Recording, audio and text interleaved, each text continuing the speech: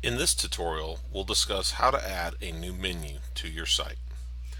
Here we are on a storefront, and we're going to click Browse Your Storefront. We're going to go to the bottom of the page, and we're going to replace a Get Connected section with a new menu. So let's start by engaging the editor, and then we will go down to the bottom of the page, and we'll open up the hierarchy. Here's the Get Connected column. Right now there is some content in here. I'm going to go ahead and delete this content. And then we can click Add, then Add a Child, and select Menu.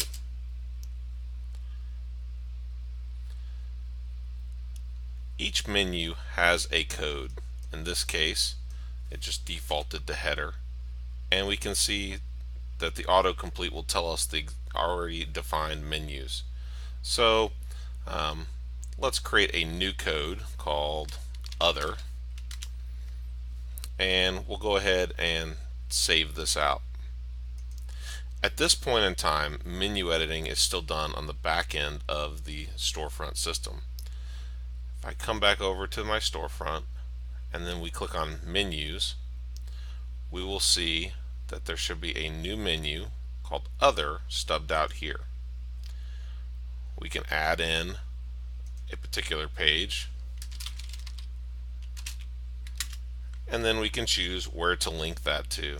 And there are a number of options, including custom pages. So for example, if I wanted to create a link out to Google and call it Google, I could. And then when I